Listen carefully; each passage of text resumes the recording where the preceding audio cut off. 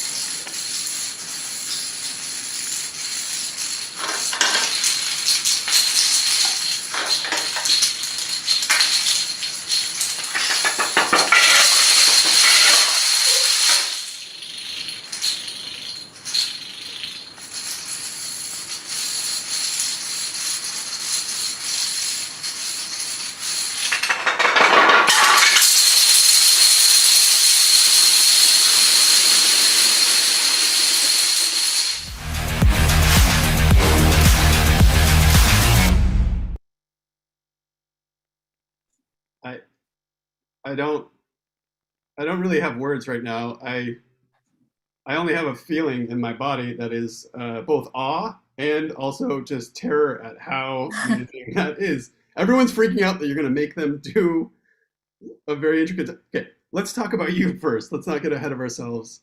Um, so you, that's absolutely incredible, obviously. And you're a professional domino artist and one of only a handful in the world. You created this big platform where people can find your tutorials and inspire people to do things. But how did you find yourself using dominoes as the medium? Like what about it spoke to you? I think with the dominoes, what drew me was the fact that it's not only creative, but it's also technical at the same time. So it allows me to be, very artistic in a way and work with the aesthetics and making beautiful designs, but also there's a lot of engineering and testing that's involved to make sure that the dominoes actually fall out the way you want it to. And I think the combination of the two just really intrigues me. It's like not just art, but not too boring technical. It's like the fusion of the two is really exciting for me personally. I mean, you're so adept with it, and it's obviously it suits you in some way. I don't know if you could tell, but I have too much energy, and I don't know that I could be as patient as you are. There's a documentary about you called Lily Topples the World, which everybody should go watch. I believe in the U.S. it's on Netflix. On Discovery Plus. Discovery Plus. Sorry, yes, that's right. Um, it focuses on dominoes being the catalyst to you finding yourself in this sort of world that you inhabit, your community and your people and your place in the world. What do you hope people take away from your story? What message are you trying to send for people? From the documentary, I really hope that it shows that if you love something, then just go for it. If people might think it's weird or kind of niche, not really well known, it doesn't really matter what they think, because if it's bringing you joy and it's not hurting anyone and it makes you happy and makes other people happy, then just keep doing it. I think if you have that passion and you're consistent with it, you'll find some really beautiful things. I mean, we don't do niche or weird here at GISH. Obviously, we're very unfamiliar. What a great message. And you're not only creating art and finding a community, but you're also, I mean, you're you're making a living providing that art for others as well. It's such a cool reminder that communities and art can help do that. Also, if you want to ask Lily any questions, just use the Q&A box. We'd love to take a couple of questions. Uh, it wouldn't, I mean, it wouldn't surprise you to know that, you know, when we announce our GISH challenge in a little bit, that we're going to ask GISHers to build something. What tips would you like to give them, artistic, structural, or otherwise, to help our novice builders out there? Sure. There's a couple of very key tips when building dominoes. The spacing is really important. So you want to make sure that the distance between dominoes is pretty close. Like I would recommend between one domino thickness and 1 centimeter apart, because the wider you space it, the more unreliable it will be. And then secondly, you can make what's called safety gaps by taking out dominoes. So if I'm building a domino line, there's always a chance that I could knock it down by accident. So what I can do is, as I'm building here and there, I'll take out like 5 or 6 dominoes in a row. And that way, if I knock it down by accident, it'll just stop at that gap instead of knocking down the entire project at once. And then at the very end, you could just very carefully fill in those gaps. That is a great tip. I feel like I've tried to build little toppling chain reactions and definitely not gotten the reaction I wanted or not had the like precise moment when it's supposed. But if it's evenly spaced in that way, that makes sense. Um, we have a question here from Mickey, who actually, let me start with this question because I think as a parent, I want to know this question. Carolyn asks, who cleans up afterwards? That's a good question. Typically I do. Okay. Sometimes if my dad's here, maybe actually no, he doesn't even help me clean up. Doesn't help you? Not usually. I mean, you have to like be on the ground for a long time on your knees. Sometimes my friends will help, but if it's like an event, then we'll have other people there. But generally it's just me. Okay, so you're like a self-starter and like you do take care of it, soup to nuts, all of it. Yep, exactly. Wow, wow. We've got a question from Sarah. How do you This is something I think that will resonate with a lot of the artists in our community. How do you deal with the disappointment of a failed topple or falling before you're finished building? It is quite sad. I've learned throughout building dominoes, like it's just kind of part of the process. If you know ahead of time, like, okay, there's always going to be a chance that this could go wrong, then in a way you can sort of prepare for that Mm, and know that like even if it does go wrong, you can always just rebuild it again. Like not only again, but you can build it in a better way now that you've like had that whole experience. So I try to use those fails as somewhat of a learning experience and use that as fuel to like push forward even better in the future. it's awesome. Great reminders. Okay, well, I think people are kind of focusing a little bit on like the mistakes because I think we all, as people and artists, we have a little negativity bias. We have a little like, oh, the one time we mess up and then we do 100 things right. But um, have you have you ever? Alicia asked, have you ever messed up? What's Have you ever done something and it's gone completely awry? And how did that look for you? Like, what does that look like for your art? Yeah, there are lots of times where I've knocked it down by accident. Like one time I was attempting to build the second largest domino tower in America with one of my friends. Yeah. And we were really close. We were like up on ladders. I think it was almost like 25 feet or something. And I was probably like 11 layers away from finishing. And I remember just like placing a domino very carefully. And then I pulled my hand back and it just very slowly started tipping. And like my heart was racing so fast. And then suddenly it just kind of imploded and the entire tower just crumbled to the floor.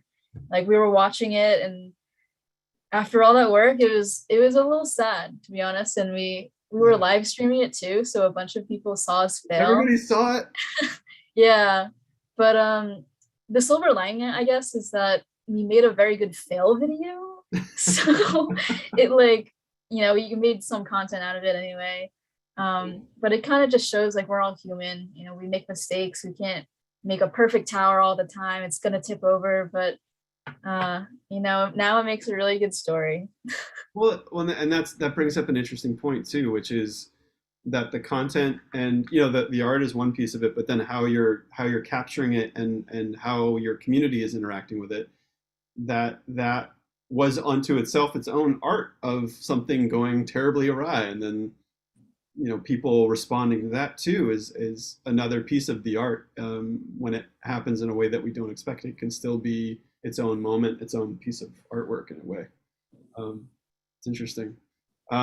You hold a Guinness record. Do you want to tell people about that Guinness record? Yeah, so I was part of a team and we built the largest domino circle field, which is basically a giant circle completely densely packed with dominoes where it starts in the center and then goes outward. And that contained 76,017 dominoes. Okay, we have a question now, follow up. Rachel asks, my son wants to know how long it takes for you to plan and execute one of these. Good question. It really depends on the type of project. Sometimes, I won't plan anything. I'll just kind of build and go for it. Other times I have a more detailed floor plan that I've laid out and made field plans online and put it into like a whole Photoshop rendering. But on average, I'd say a typical setup from start to finish could take between 5 and 10 days, maybe Wow. more, depending on if it's large, but it takes a bit of time. Um, Carrie asks, how old were you? We know a little bit about this, but maybe you want to share it with everybody. How old were you when you started just playing with dominoes, and then how old were you when you decided to sort of take it to the next level? I was 9 years old when I first got into it. Mhm. And it was just through searching dominoes on YouTube one day, and it kind of inspired me to make my own domino videos. And as people saw it, it eventually went viral. And later in when I was in high school, I started getting people contacting me to do various types of commercials and live events. And at that point, I was like, oh, wow, like this is much bigger than I expected it could be. maybe it could be like a part-time job or something. Like, I don't know. Let's just see where it goes. So I decided to take a gap year in between high school and college and pursue domino art full time. And that's kind of when I realized, like, I think I could do this professionally. Yeah. So I went to college for 1 year actually studying product design. And then after that 1 year, I was like, no, I think I want to officially do dominoes. So I've been doing that since then. That was like in 2018. That's awesome. Well, you're obviously an incredible artist with it. Somebody asked, do you have any idea how many dominoes you own? Oh, I own probably 120,000. Okay. Okay. I storing that. I keep thinking again, like I'm like going to my kids' room. I'm like, here, 120,000 dominoes. That's awesome. Or in my room, actually, I should say in my room because I don't think my kids would have the patience to do this. I feel like this could be the Zen sort of meditation that I need in my life, the mindfulness that I need, maybe. Um, Kathleen asks, are there any particular domino structures or motifs that you really like building or like right now artistically? Yeah, I think right now I'm really into making pyramids, like 3D pyramids. Yeah. There's just something about the shape of it and the repetitiveness. It's like very calming when you're building too. It makes a really cool effect when it falls over. Yeah, pyramids are such a cool structure. They're so ancient and also so, I don't know, structurally interesting. I totally agree. Okay, well, okay, let's do this then. Do you have anything that you are working on right now that you want people to go check out? I mean, obviously Hevesh5 across all social and YouTube, but is there anything else in particular that you have coming up? Coming up, ooh. Well, Are I'm you allowed going I know you might to. be NDA'd. You might be. There's going to be a very big domino project coming out on the 13th on a large YouTube channel that I can't talk about right now, Okay. but it'll be big and you'll see it on my channel too. And then besides that, like we're just gonna continue making domino videos and building out the line of H5 domino creations and trying to get more colors in so we have more options to make even bigger and better projects. But yeah, that's my world. Well, everybody should go follow you. Obviously, let's put up those socials. So um, make sure that you follow Lily to. I mean, this thing that's coming out on. You said the 13th. Yes, August 13th. Great. So make sure you're following her on Hevesh5 on Twitter, Instagram, YouTube, her website, and also obviously she has these incredible domino topplers that you can grab. And I believe those are at major retailers like Target and Toys R Us and Amazon and Yeah, it yeah. was on in Walmart stores, but you can also just get them on Amazon, H5 Okay. Domino Creations. Awesome. Are we ready to show the challenge for this panel? Are you all ready for this? I don't know. Okay, so it's a video, and in the award-winning documentary Lily Topples the World, Lily Hevesh says of her life before the domino community, the old Lily was kind of shy and scared of opening up. I was just like lonely. I didn't know how to be me because I didn't know who I was. All right, here we go. Using a minimum of 50 dominoes, blocks, books, or other toppleable building materials, create and topple a word or design that represents something unique to who you are. Record it as it topples and post it on Instagram, tagging Hevesh5 and hashtag GISH. That is 38 points. Excellent. Awesome. Best of Lily, luck, everyone. yeah, thank you, Lily. And tomorrow we're also going to talk to another incredible engineer, very inspirational like you, Lily, Bobek Ferdowsi, who is an incredible aerospace engineer, and you might remember him as a hot mullet guy at NASA JPL when they launched a craft. Mohawk. I said Mohawk. Did I say what? He's an incredible human being. He's been working with us at GISH for some years now, and he is a fantastic guy. Thank you, Lily, for coming today. Thank you Thanks for having me. inspiring us. We're so excited to see what people create and tag you in. So go spread the word. Let's topple some fears. All right. I don't know. I just made that up. Maybe You don't hire me as your marketing guy. We'll see. Yeah, it's so fun. Thank you. Thank you. Bye.